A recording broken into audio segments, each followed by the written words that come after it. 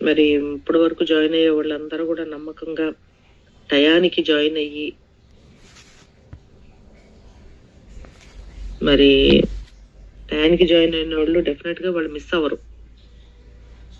ముందు వెనక ఎక్కడ కూడా వాళ్ళు మిస్ అవ్వరు. కానీ లాస్ట్ మినిట్ లో ఆ టయానికి జాయిన్ అవుదాం అని అనుకునే వాళ్ళు కొన్నిసార్లు స్టార్టింగ్ మిస్ అవ్వచ్చు.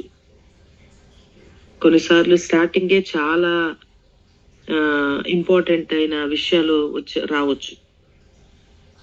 సో అందుకని అప్పటికి సిద్ధపడిన వారు అని ఉంటుంది. ఆ టయానికి మనం సిద్ధపడదాంలే అని అనుకున్నప్పుడు చాలా మిస్ అవుతాం మనం. నిజంగా మరి స్టార్టింగ్ లోనే జాయిన్ అయ్యేవాళ్ళు, స్టార్టింగే వచ్చేవాళ్ళు, ప్రేయర్కి వెళ్ళేవాళ్ళు కానీ అట్లా ఆ టైంకి వెళ్ళే వాళ్ళు డెఫినెట్లీ వాళ్ళు చాలా ధన్యులు. Definitely they will not miss anything. So ఆ గుంపులో ఉండటం అనేది నిజంగా అది ఒక గ్రేట్ బ్లెస్సింగ్.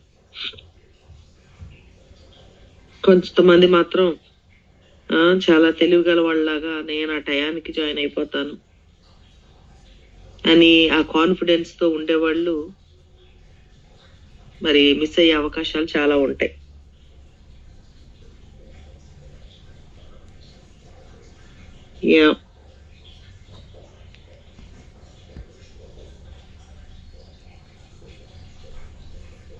ఒక జరిగిన సంఘటన నేను కొన్నిసార్లు అనుకుంటాను, ఇంకా వాళ్ళ కోసం వీళ్ళ కోసం మనం ఏదో లేట్ చేయాలి అని అనుకునే కంటే the best will be given to the first. ముందు వచ్చిన వాళ్ళకే ఆ బెస్ట్ అనేది వాళ్ళకి అందిపోవాలి. ఇట్స్ గాడ్స్ ప్లాన్ అని అనిపిస్తుంది.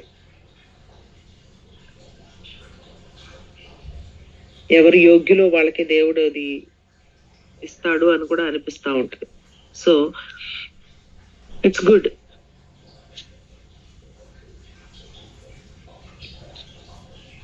ఒక జరిగిన సంఘటన, ఒక అమ్మాయి ఉంది, తను డాక్టర్ దగ్గరికి వెళ్ళింది. తన పరిస్థితి బాగోలేదు. వెళ్ళింది, డాక్టర్ ప్రొసీజర్ చేశారు. అట్లా ఒక 2 సంవత్సరాల్లోనే 4 సార్లు డాక్టర్ దగ్గరికి వెళ్లాల్సి వచ్చింది. 4వ సారి డాక్టర్ గారు చెప్పారు, అమ్మా ఇంత తక్కువ టైంలో నువ్వు ఇన్నిసార్లు ఇలాంటి పరిస్థితిలో రావడం, ఇప్పుడు 4వ సారి అబార్షన్ నీకు చేయాల్సి వస్తుంది, ఇది నీకు చాలా ప్రమాదకరంగా ఉంది అని చెప్పినప్పుడు ఆమె లెక్క చేయకుండా నా పరిస్థితి ఇది, మీకు నేను చెప్తున్నాను కదా తీసేయండి అని చెప్పి చాలా ఇదిగా చెప్తుంది, చాలా సులువుగా. కానీ ఆ డాక్టర్ గారు ప్రొసీజర్ అంతా ఎక్స్ప్లెయిన్ చేసి తనకి తన పరిస్థితి, తన యొక్క గర్భసంచి ఎంత దెబ్బతినిందో, ఇంకా ఫ్యూచర్ లో ఆమె పిల్లల్ని కనలేకపోవచ్చు అని చెప్పి చాలా విషయాల్ని ఆమెకి టెస్టుల ద్వారా కూడా నిరూపించి చూపించి ఎక్స్ప్లెయిన్ చేశారు. ఎంత ప్రమాదమో తన పరిస్థితి అని. కానీ తన యొక్క లైఫ్ లో తన జీవితాన్ని చాలా పాడు చేసుకొని తను చాలా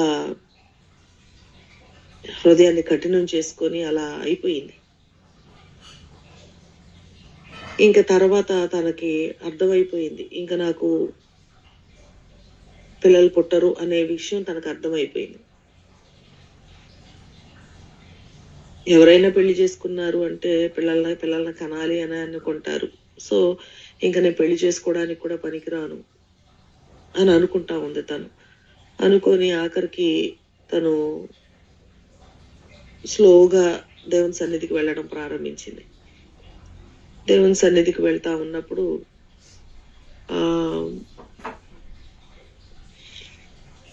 అప్పటికే తన జీవితాన్ని పాడు చేసుకుంది.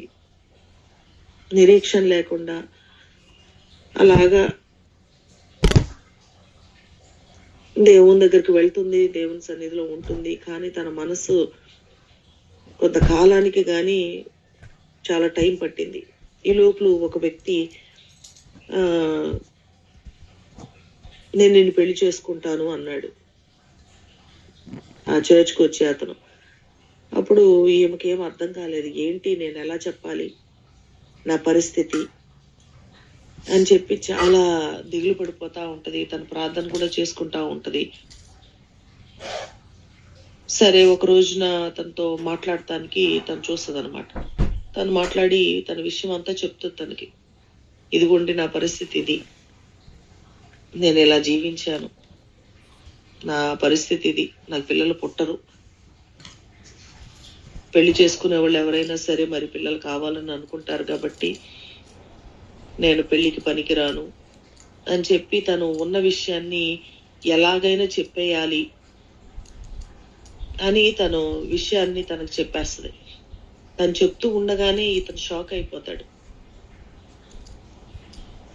వెళ్ళిపోయి దేవుని చిత్తం అన్నాడు, దేవుడు నిన్ను చూపించాడు నాకు అన్నాడు. కానీ ఈ అమ్మాయి మాట్లాడుతున్న మాటలు వింటుంటే తన వల్ల కాలేదు. ఇది ఎలా సాధ్యం, అమ్మో ఇదేంటి, ఇది నిజంగా దేవుని చిత్తమా, ఇలాంటి పరిస్థితిలో ఇది దేవుని చిత్తం ఎట్లా అవుతుంది, మరి ఎందుకు దేవుడు నాకు ఏమని చూపించాడు, తనకి పిల్లలు కావాలి, తన ఫ్యూచర్ ని ప్లాన్ చేసుకున్న విధానం అవన్నీ కూడా తనకి చాలా అయోమయం అయిపోయింది. సరే, అప్పుడు ఆ అమ్మాయి అర్థం చేసి తన మౌనంగా ఉండిపోతాడు. తను అర్థం చేసుకొని చెప్తుందంట, సర్లేండి మీరు ఏం పర్వాలేదు, మీరు ఏం డిసిషన్ తీసుకున్నా నేను చెప్పాలి కాబట్టి నేను విషయాన్ని మీకు చెప్పేశాను అని చెప్పినప్పుడు ఇంకా ఆ రోజు వాళ్ళిద్దరు వెళ్ళిపోతారు, ఎవరి దారిన వాళ్ళు వెళ్ళిపోతారు. కానీ ఆ కుర్రాడు ఇంటికి వెళ్ళి ప్రార్థన చేసుకుంటాడు. ఏంటి నా పరిస్థితి ప్రభా, నిజంగా నువ్వు నాకు చూపిస్తే మరి ఏంటి, పిల్లలు పుట్టే అవకాశమే లేదంటుంది, ఇది నీ చిత్తమేనా ఏంటి అని అలాగ ప్రార్థన చేసినప్పుడు దేవుడు అతనితో మాట్లాడతాడు. ఇర్మియా 29:11 వచనం ద్వారా ఆయనతో మాట్లాడినప్పుడు నేను మిమ్మల్ని గురించి ఉద్దేశించిన సంగతులు నేను ఎరుగుదును, అవి మేలుకరమైనవే గాని హానికరమైనవి కాదు అని ఈ వాక్యం అతను చదివినప్పుడు దేవుడు తనతో మాట్లాడుతా ఉన్నాడు. ఇది నా చిత్తమే, నువ్వు ముందుకు వెళ్ళు, I have a plan for you అని చెప్పి దేవుడు చెప్తూ ఉన్నప్పుడు అది చాలా కష్టంగా ఉంది. కానీ తనకి ఆ వాక్యాన్ని నమ్మాడు. ఆ వాక్యాన్ని నమ్మి మరలా ఆ అమ్మాయిని కలిసి చెప్పాడు, ఇది దేవుని చిత్తం, నేను పెళ్లి చేసుకుంటాను అన్నప్పుడు ఆ అమ్మాయి నమ్మలేకపోయింది. ఇంత నేను విషయం అంతా చెప్పాను కదా, నా పరిస్థితి అంతా చెప్పాను కదా, నువ్వేం చెప్పావో నాకు తెలియదు, కానీ నా ప్రభు చెప్తున్నారు అది దేవునికి సాధ్యము, దేవునికి చాలా మన విషయంలో గొప్ప ప్లాన్ ఉందంట, నేను అది నమ్ముతున్నాను, ఇది దేవుని చిత్తం, నేను చేసుకుంటాను. మన పరిస్థితి మనం చూసుకున్నట్లు కాదు, మనం అనుకున్నట్లు కాదు, మనము ఊహించుకున్నట్లు కాదు, దేవుని ప్రణాళికలు వేరుగా ఉంటాయి. ఆ విషయాన్ని దేవుడు నాకు అర్థం చేశాడు, నేను నమ్ముతున్నాను అని అన్నప్పుడు ఈ అమ్మాయి చాలా ఆశ్చర్యపడిపోతుంది.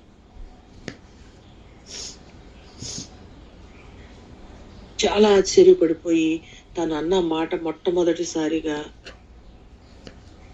తను అన్న మాట ఏంటంటే, ఫస్ట్ టైం ప్రభువు నన్ను చూసినట్లుగా ఒక మనిషి నన్ను చూస్తున్న విధానం నాకు చాలా ఆశ్చర్యంగా ఉంది అని చెప్పి అంటది ఆ అమ్మాయి.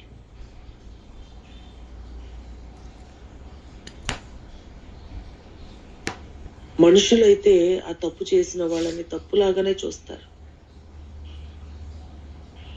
కానీ తను చాలా తప్పులు చేసింది తన జీవితంలో, తన జీవితాన్ని చాలా పాడు చేసుకుంది.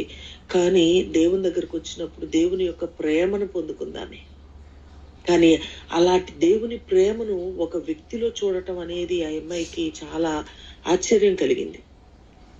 అరే, ప్రభు ప్రేమించినట్లుగా నన్ను ఈ వ్యక్తి ప్రేమిస్తున్నాడు అని ఇది నిజంగా ఇది దేవుని యొక్క బిడ్డలకే సాధ్యము, నిజంగా ఇది దేవుని చిత్తము అని తను కూడా చాలా సంతోషంగా మరి వివాహం చేసుకుంటది.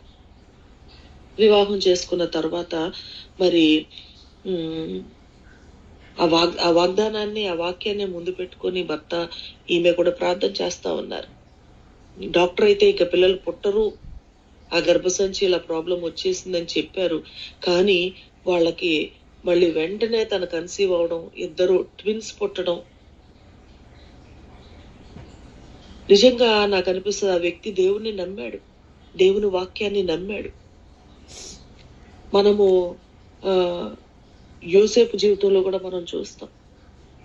ఆమె గర్భవతి అని తెలిసినప్పుడు, మరియా గర్భవతి అని తెలిసినప్పుడు నిజంగా తను రహస్యముగా విడనాడదామని అనుకున్నాడు. కానీ దేవుని యొక్క ఆత్మ, దేవుని యొక్క దూత ప్రత్యక్షమై దేవుని యొక్క ఆత్మ చేత, పరిశుద్ధాత్మ చేత ఆమె గర్భము ధరించింది అని చెప్పినప్పుడు నమ్మాడు ఆయన. దేవుని వాక్యాన్ని నమ్మడం, దేవుని మాటల్ని నమ్మడం, లేకపోతే దేవుని యొక్క చిత్తాన్ని కనుగొనడం, దేవుని వైపు చూడడం.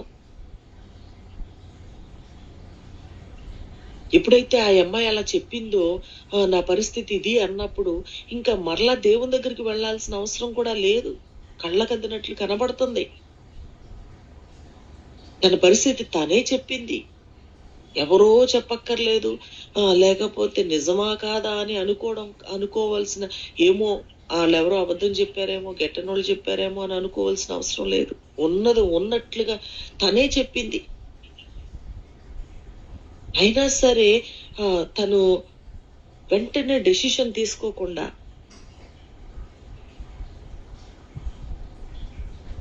ప్రభు పాదాలు పట్టుకోవడం, దేవుణ్ణి అడగడం, దేవుని యొక్క చిత్తాన్ని బయలుపరిచినప్పుడు దాన్ని నమ్మడం, దేవుడిచ్చిన వాక్యాన్ని నమ్మడం.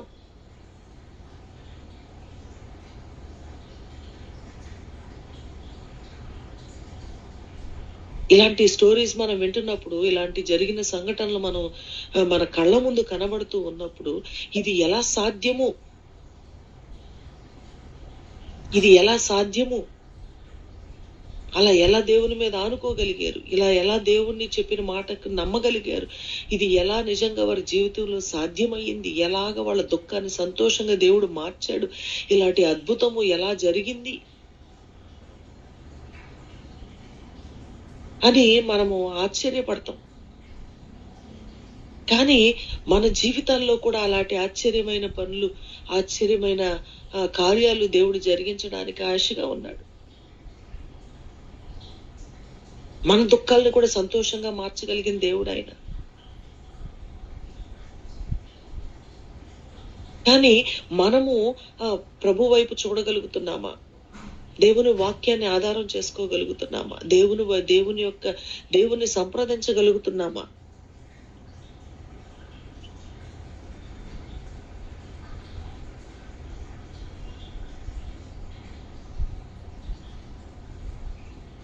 అది మనకి సాధ్యం అవుతుందా? ప్రభు ప్రేమించినట్లుగా ఒక వ్యక్తిని నువ్వు ప్రేమించగలుగుతున్నావా? ఎవరైనా కావచ్చు, నీ భార్య కావచ్చు, నీ భర్త కావచ్చు, లేకపోతే నీ బిడ్డలు కావచ్చు, లేకపోతే నీ ఇరుగు పొరుగు వారు కావచ్చు. వాళ్ళని మనం చూసినప్పుడు ఎట్లా చూస్తున్నాం? వాళ్ళు ఎప్పుడో తప్పు చేసిన తప్పునే మనం ముందు పెట్టుకొని చూస్తున్నామా? ఆ తప్పు గురించే మనం మాట్లాడుతున్నామా? ఆ తప్పు గురించే నలుగురికి చెప్తున్నామా?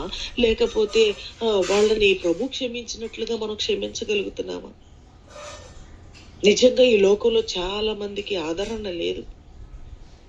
చాలా మందికి ఒక కాన్ఫిడెన్స్ లేదు. ప్రభు అన్న క్షమిస్తున్నాడు కానీ కనబడుతున్న తల్లిదండ్రులు క్షమించట్లేదు, లేకపోతే భర్త క్షమించట్లేదు, భార్య క్షమించట్లేదు.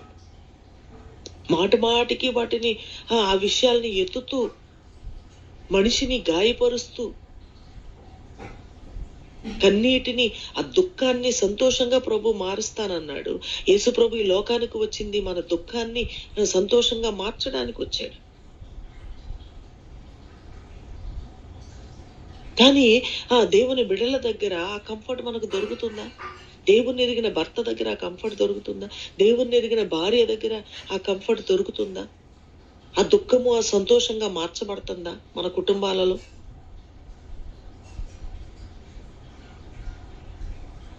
దేవుని మీద మనం ఆనుకున్నప్పుడు మాత్రమే అది సాధ్యమవుతుంది.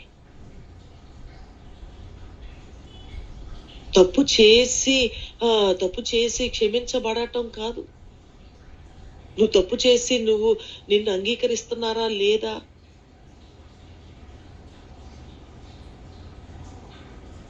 నీ పట్ల తప్పు చేసిన వ్యక్తిని నువ్వు క్షమించగలుగుతున్నావా లేదా ఒకసారి ఆలోచించుకో.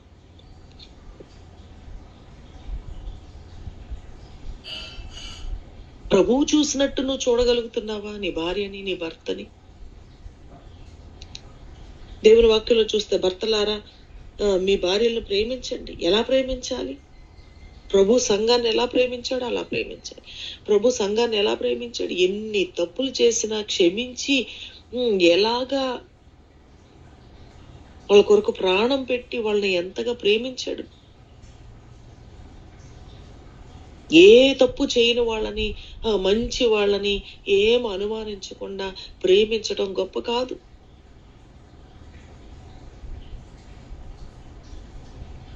ఎన్నో అవిధేయతలు చేసి ఎంతో అవిధేయులుగా ఉంటూ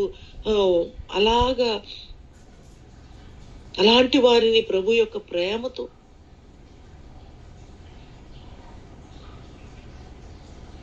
వారిని ప్రేమించగలగటం అనేది అది ప్రభు మనస్సు. అలాంటి ప్రభు మనస్సు మనకున్నదా?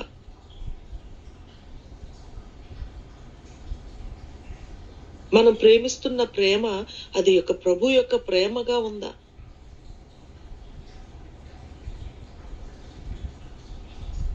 ఆ క్రీస్తు యొక్క ప్రేమ ఎంత ఓర్చుకుంటుందో, ఎంత సహించుకుంటుందో, ఎలాంటి లక్షణాలు ఉన్నాయో ఆ లక్షణాలు మనం ప్రేమిస్తున్న ప్రేమ అని చెప్తున్న ప్రేమలో కనబడుతున్నాయా?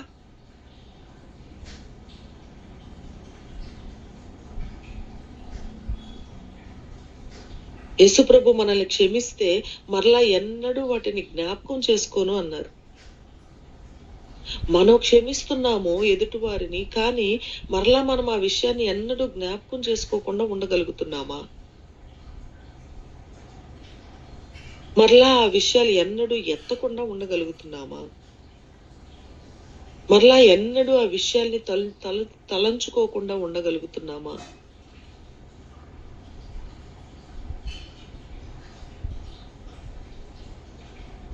కొంతమంది గొడవ పడుతూ భార్య భర్తలు ఎప్పుడు ప్రతి విషయంలో ప్రతి మాట వచ్చినప్పుడు అల్లా కూడా పాత విషయాల్ని ఎత్తుకుంటారు. ఆ రిలేషన్షిప్ లో ప్రభు ఉన్నాడా?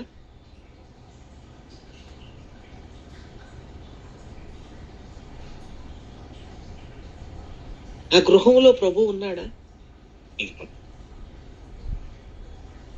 ఒకరినొకరు ఎంచుకుంటూ ఉంటే ఆ కుటుంబంలో ఆ పిల్లలు ఎలా పెరుగుతారు?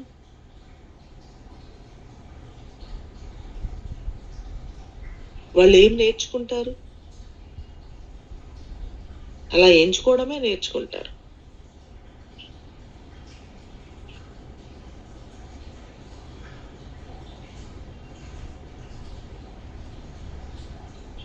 మన కుటుంబాల కంటే అన్య కుటుంబాలు మెరుగు. భర్తల్ని దేవుళ్లాగా చూస్తారు, పిల్లలు రెస్పెక్ట్ చేసేలాగా చేస్తారు.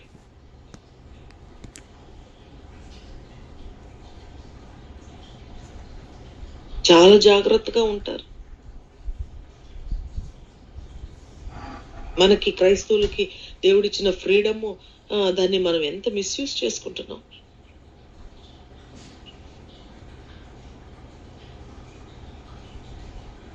ప్రభు చూసినట్లుగా ఆ ప్రభు యొక్క ప్రేమను మనము పిల్లలను కూడా చిన్న చిన్న తప్పుల్ని, నువ్వు ఇట్లా చేసావు, నువ్వు అట్లా చేసావు, నువ్వు అట్లాంటి దానివి, నువ్వు అట్లాంటి దానివి, ఇట్లాంటోడివి, ఇలా చేసావు, అలా చేసావు, ఇట్లా అవమానం తీసుకొచ్చావు, చిన్న చిన్న విషయాల్ని ఆ పిల్లలను కూడా పదే పదే అంటున్నప్పుడు ఆ పిల్లలకి ఇంట్లో ఉండాలి అని అనిపించదు. నా తల్లి నన్ను నమ్మట్లేదు. నిజంగా ఇంకా ఎప్పుడు బాధ అనిపిస్తుంది అంటే, వాళ్ళు చేసిన తప్పు వాళ్ళు గనక రియలైజ్ అయ్యి మరలా నేను ఎన్నడీ తప్పు చేయకూడదు అని చేయకుండా ఉన్నప్పుడు కూడా తల్లిదండ్రులను నమ్మకుండా వాళ్ళని పదే పదే అనుమానిస్తూ ఉన్నప్పుడు వాళ్ళకి విరక్తి వచ్చేస్తుంది.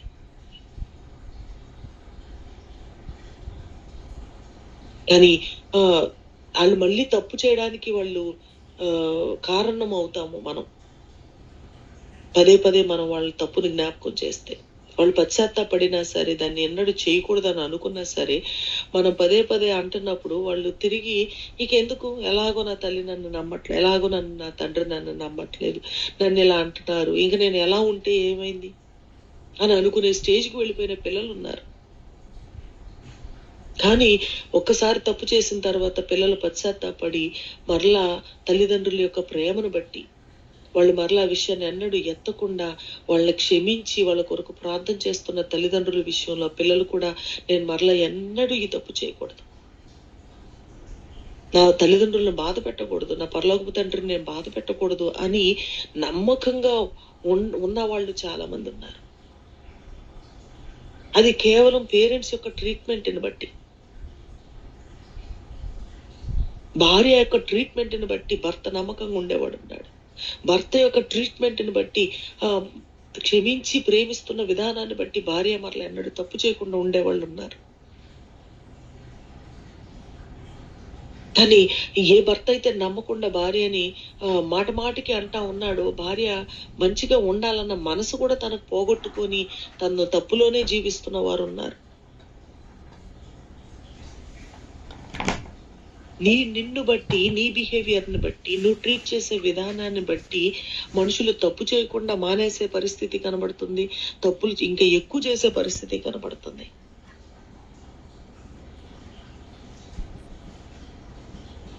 క్షమించే మనసు మనకుందా? ప్రేమించే మనసు మనకుందా? నిజంగా దేవుని యొక్క వాక్యం ఎంత లోతుగా మనము ఇతరులని క్షమించకుండా ఒక కానుక మనము సమర్పించాలి అంటే, మన తోటి వారిని క్షమించకుండా నీ కానుక ప్రక్కన పెట్టి నువ్వు ముందు వెళ్ళి నువ్వు క్షమాపణ అడిగి సమాధానపడి అప్పుడు వచ్చి నువ్వు కానుక సమర్పించు. సమాధానాన్ని కోరుకుంటున్నారు ప్రభు.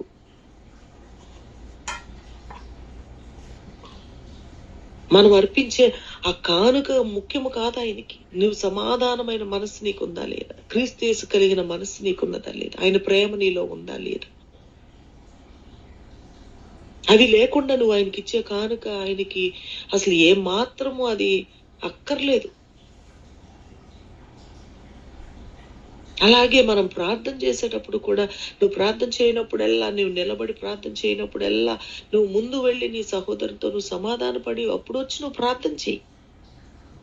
అప్పుడు నేను నిన్ను క్షమించి నేను నీ ప్రార్థన ఆలకిస్తాను. ప్రభు మన ప్రార్థన ఆలకించాలంటే, ప్రభు మన యొక్క కానుకను స్వీకరించాలంటే మనం మన తోటి వారితో సమాధానంగా ఉన్నప్పుడే.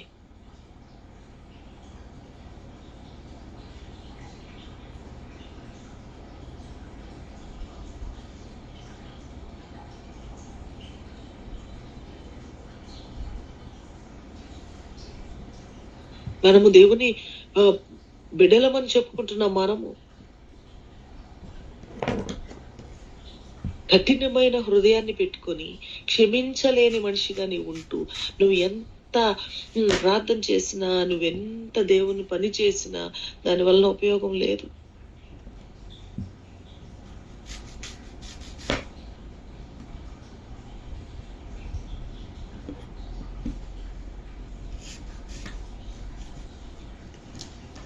ఎంతమంది మనం సాక్ష్యం చెప్పగలం? నేను ఒక్కసారి నేను ఇలా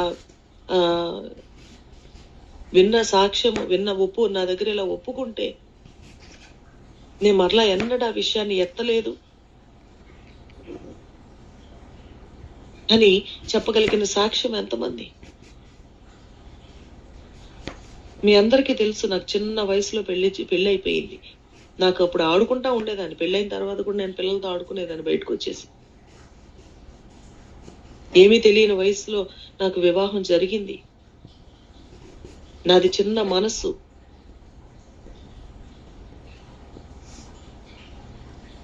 పెళ్ళైన రోజే నాకు రాజుగారు తన పాస్ట్ అంతా చెప్పారు. ఏ రకంగా కూడా దాన్ని నేను అంటే కొన్ని నాకు అసలు లోకమే తెలియదు. అలాంటిది తను లోకంలో ఉన్నప్పుడు జీవించిన విధానాన్ని అంతటిని కూడా దేవుని దగ్గర ఎలా చెప్తారో అలా చెప్పేశారు ఆయన నాకు. మొట్టమొదటిగా ఒక షాక్ కి గురైనట్లుగా, లేకపోతే ఎప్పుడు ఊహించని వినని సంగతులు నేను వినాల్సి వచ్చినప్పుడు, లేకపోతే నా పరిస్థితి అప్పుడు ఎలా ఉందంటే ఆ చిన్న పిల్లలకి కొన్ని విషయాలు చెప్తే ఏం అర్థం కాదు. నాకేం చేయాలో తెలియదులే. నేను చాలా భయపడిపోయాను, చాలా ఏడ్చాను. ఆయన ఒక మంచి ఉద్దేశంతో చాలా మెచ్యూర్డ్ గా నేను అర్థం చేసుకుంటాను అనుకొని తన గురించి ఏ విషయం కూడా దాచుకోకుండా నాకు తెలియాలి అని చాలా మంచి ఉద్దేశంతో తను నాకు అన్ని చెప్పారు.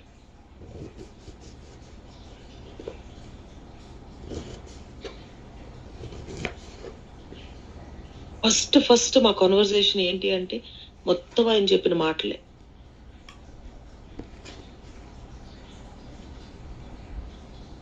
ఆ టైంలో నాకు అసలు ఏమీ తెలియదు. నాకు ఎవరికన్నా చెప్పాలా, నేను దాన్ని ఎలా రియాక్ట్ అవ్వాలి, అసలు ఏంటి, నేను ఎక్కడున్నానో, నాకేం జరుగుతుంది, నేను వింటున్నది ఏంటి, నాకు అసలు ఏం అర్థం కాలేదు.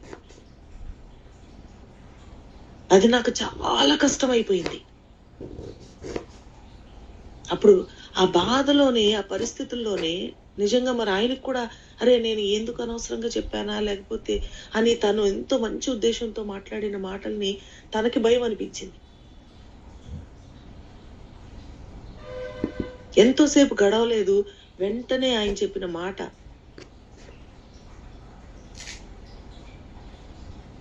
నేను ఇలా మంచిగా ఒక ఉద్దేశంతో నేను ఇలా నీకు అన్ని చెప్పాను, నువ్వు బాధపడొద్దు, నేను మారుమనసు పొందాను, నన్ను ప్రభు నూతనమైన వ్యక్తిగా చేశాడు, ఒకప్పుడు నేను ఇట్లా కాని ఇప్పుడు కాదు అని చెప్పి అలా 4 మాటలు మాట్లాడాడు ఆయన. ఆ మాటలే నాకు ప్రభు నాతో మాట్లాడినట్లుగా అనిపించింది. చాలా సంతోషించాను. నేను హృదయపూర్వకంగా నా భర్తను యాక్సెప్ట్ చేయగలిగాను, నేను ప్రేమించగలిగాను. తను ఏ ఉద్దేశంతో ఆయన చెప్పాడు ఆ ఉద్దేశాన్ని కరెక్ట్ గా నేను యాక్సెప్ట్ చేయగలిగాను.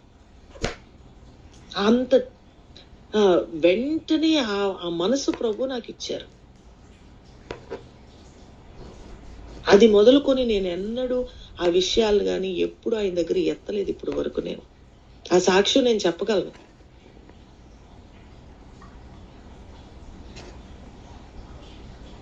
అంత ఓపెన్ గా నాతో షేర్ చేసుకున్న విషయాన్ని నేను ఎప్పుడు కూడా నువ్వు ఇలా అని నేను అనలేదు. I have seen him as a new creation. ఒక క్రొత్త మనిషిగానే నేను చూశాను, కానీ నేను ఆయన పాత మనిషిని నేను చూడలేదు.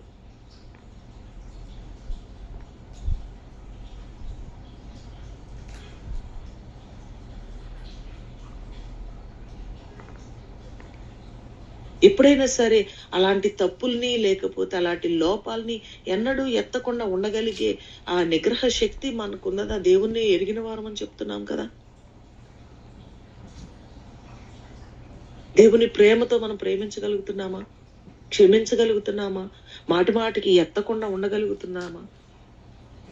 ఒకవేళ ఇలాంటి సందర్భం వస్తే, మన పిల్లలకి ఏదైనా ఒక విషయం చెప్పాల్సి వస్తే, ఇప్పుడు నేను నా ధైర్యంగా నా పిల్లలకి చెప్పగలను. ప్రభువుని ఎరిగిన వారిగా మనం ఇలా ఉండాలి, నేను ఇలా ఉన్నాను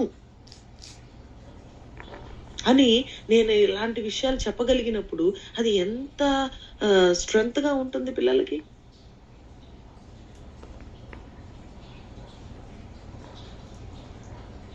అలాంటి సాక్ష్యాన్ని మనం సంపాదించుకుంటున్నామా? అలాంటి సాక్ష్యాన్ని కలిగిన వ్యక్తిగా ఉన్నామా? ప్రభువుని కలిగిన వ్యక్తిగా ఉన్నాను అని నేను చెప్తున్నాను.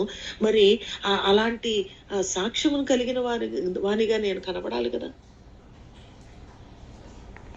సాక్ష్యం లేని క్రైస్తవ జీవితం ఎట్లా అవుతుంది?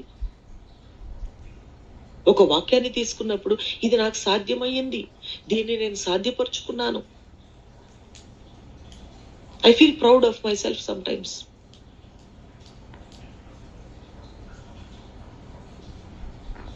దేవునిలో నిజంగా దేవుని యొక్క ప్రేమ, దేవుని యొక్క వాక్యము మన జీవితాల్లో అది నెరవేర్చబడుతూ ఉన్నప్పుడు అది ఎంత సంతోషము.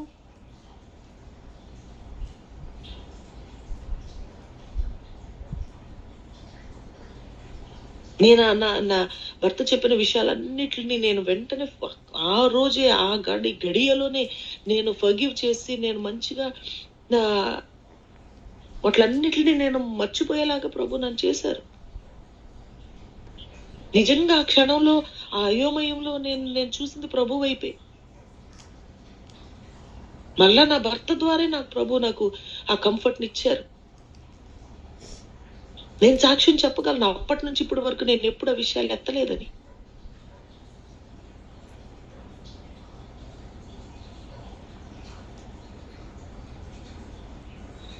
అలాగే అనేక ఏ విషయంలో కూడా నా భర్త నన్ను డౌట్ చేయటం కానీ, అనుమానించడం కానీ, లేకపోతే ఏ విషయాల్లో కూడా మా మధ్య అలాంటి చోటు చేసుకోవట్లేదు.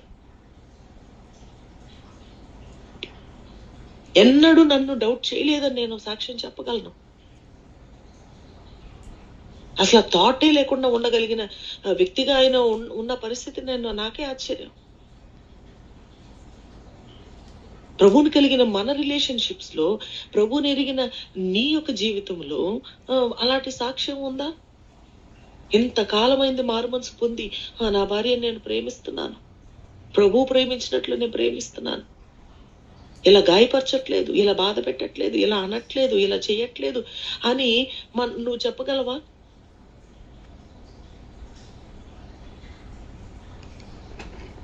చెప్పగలవా అని నిన్ను ప్రశ్నిస్తున్నాను అంటే నువ్వు చెప్పగలిగే వ్యక్తిగా ఉండాలి. నువ్వు నిజంగా ప్రభు అయిన బిడ్డవైతే నీ జీవితంలో అట్టి సాక్ష్యం నీకు ఉండాలి.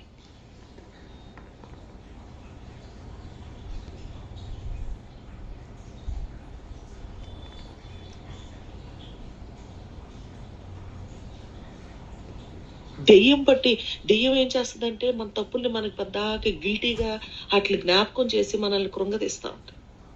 కానీ ప్రభు అయితే మనల్ని క్షమించి మరలా ఎన్నడూ వాటిని జ్ఞాపకం చేసుకొని అంటున్నాడు.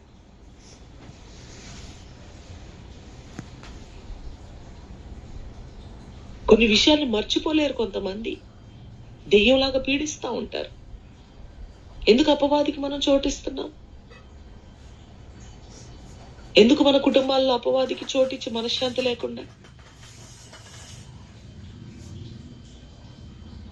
నిజంగా ఆ వ్యక్తి ఆమెను ప్రేమించి ప్రభువుని నమ్మి, ప్రభు మాటల్ని నమ్మి ఆమెను వివాహం చేసుకున్నప్పుడు ఎట్లాగా దేవుడు ఆమె జీవితంలో కార్యం జరిగించాడు. ప్రభు యొక్క ప్రేమను ప్రత్యక్షంగా తన భర్తలో తను చూడగలుగుతుంది. ఆశ్చర్యపడింది. మొట్టమొదటిసారిగా ప్రభు యొక్క ప్రేమను మనిషి నాకు చూపించిన ఇది నీ అని చెప్పి తను ఎలాంటి సాక్ష్యం ఇవ్వగలిగింది. నీ భర్త విషయం నువ్వు అలాంటి సాక్ష్యం ఇవ్వగలుగుతున్నావా? నీ భార్య విషయం నువ్వు అలాంటి సాక్ష్యం ఇవ్వగలుగుతున్నావా? అలాంటి సాక్ష్యం లేని కుటుంబంలో పిల్లలు ఏమి నేర్చుకుంటారు?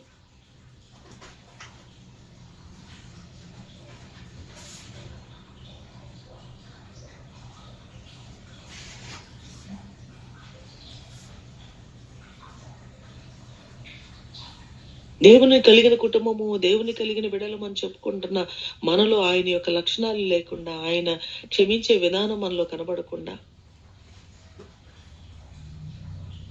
తప్పు చేసిన వాళ్ళని తప్పు చేసినట్లుగానే నువ్వు చూస్తా ఉంటుంటే వాళ్ళు ఎలాగా దేవుని ప్రేమను పొందుకుంటారు?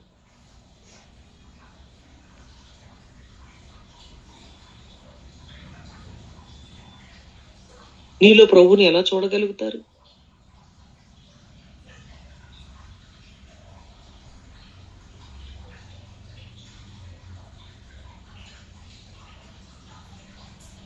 సమరయ స్త్రీని అందరూ ఆ ఊర్లో వాళ్ళందరూ కూడా ఆమె మార్పు చెందిన తర్వాత కూడా ఆమెను సమరయ స్త్రీ లాగానే చూస్తే, ఆమె పాపం చేసిన వ్యక్తిగానే తను చూసారా?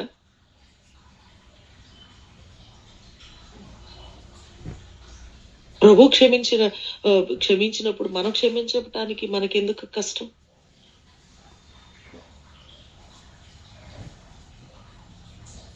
మనము ప్రభుని అంగీకరించిన ప్రభు యొక్క మనసు మనకి లేకపోవడాన్ని బట్టి అనేకులు ప్రభుని తెలుసుకోలేకపోతున్నారు.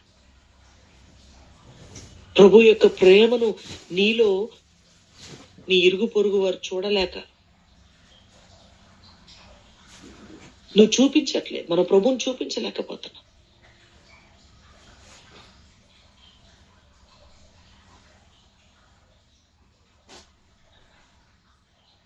ఎవరు ప్రేమించరు, నువ్వు ప్రేమించగలుగుతున్నావా? నిజంగా ప్రభువు నువ్వు కలిగిన వ్యక్తివైతే ఎంతమంది నీ దగ్గర ఆదరణ పొందుకుంటారు? ఎంతమందిని నువ్వు ప్రభు హత్తుకున్నట్లుగా హత్తుకోగలుగుతావు?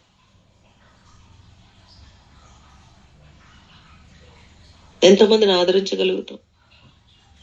ఎంతమంది హృదయాల్లో ధైర్యాన్ని నింపగలుగుతావు?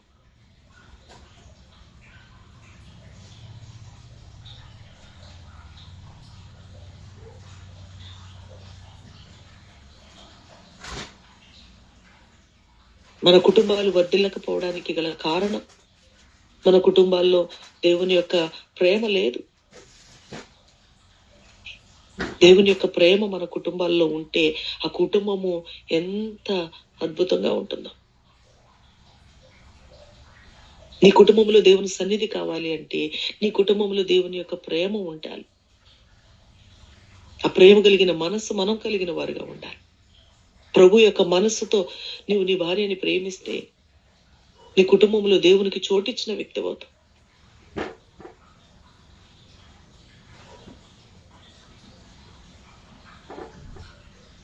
ప్రేమ కంటే బలమైన ఆయుధం ఇంకొకటి లేదు.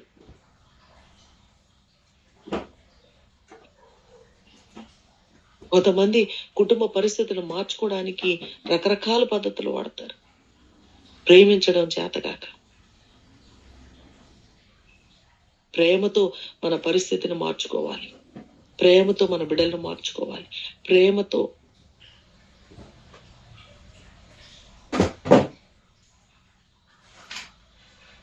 శాశ్వతమైన ప్రేమతో ఆయన మనల్ని ప్రేమిస్తా ఉన్నారు. నిన్ను కూడా ఒక ప్రేమ కలిగిన వ్యక్తిగా ప్రభు చూడాలని ఆశపడుతున్నారు. అట్టి క్షమించే మనస్సు, అట్టి ప్రేమించే మనస్సు మనం కలిగి ఉండాలి అంటే మనము ప్రభుతో కనెక్షన్ లో ఉండాలి. ఇందాక మనం చెప్పుకున్నట్లుగా ఆ సంఘటనలో ఆ వ్యక్తి తన ఆలోచనకి విరోధంగా ఉంది, తను ఊహించలేదు. కానీ ఎప్పుడైతే ప్రభు మీద ఆనుకున్నాడో తను స్థిరపరచబడ్డాడు. నువ్వు కూడా దేవుని మీద ఆనుకుంటే నువ్వు స్థిరపరచబడతావు. నీకు సాధ్యమవుతుంది, నాకు సాధ్యమవుతుంది. కానీ ఎవరు ప్రభు మీద ఆనుకోరో వాళ్ళకి సాధ్యం కాదు.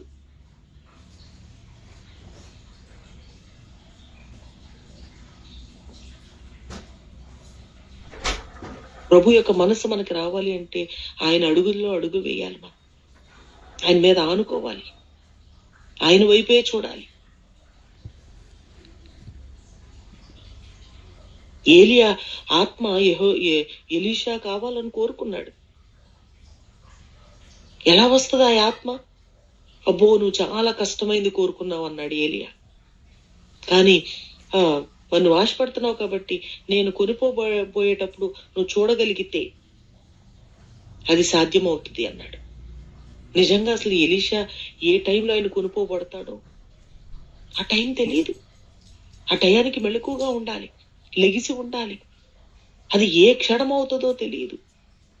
నిజంగా ఎంత ఆశపడిన వాడు మరి ఎంత టెన్షన్ గా, ఎంత మెలకుగా ఉండుంటాడు.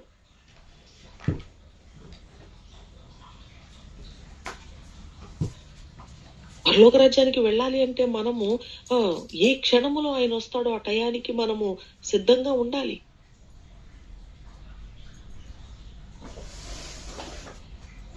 కోపంతో తిట్టేసేసి, అలిగేసేసి, లేకపోతే నానా మాటలు అనేసేసి నువ్వు పడుకుండిపోతే రాకడొస్తే నువ్వు వెళ్ళగలుగుతావా?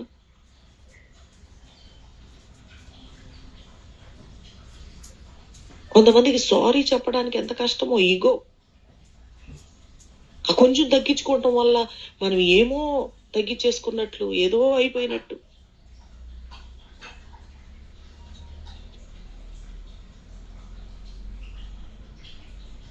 తగ్గించుకోలేనప్పుడు, సారీ చెప్పలేనప్పుడు, కొంచెం నీకు ఈగో అన్నవి నీకున్నప్పుడు నువ్వు పరలోక రాజ్యానికి ఎలా వెళ్ళగలుగుతావు?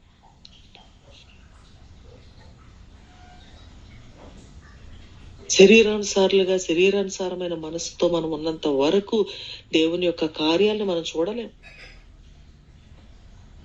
శరీరాన్ని జయించి, మనసుని జయించి, ప్రభు మనసు మనం కలిగిన వారిగా మనం ఉన్నప్పుడే మన కుటుంబాల్లో ఆ యొక్క పరలోకాన్ని అనుభవించగలుగుతాం.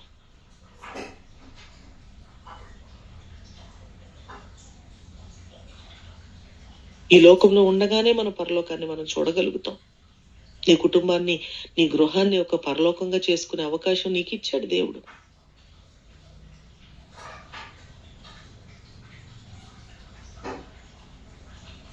ప్రభు వైపు చూద్దాము, సాధ్యపరుచుకుందాము. క్రీస్తు కలిగిన మనస్సు మనం కూడా కలిగి ఉందాం. మనల్ని మనం తగ్గించుకుందాం, క్షమిద్దాం.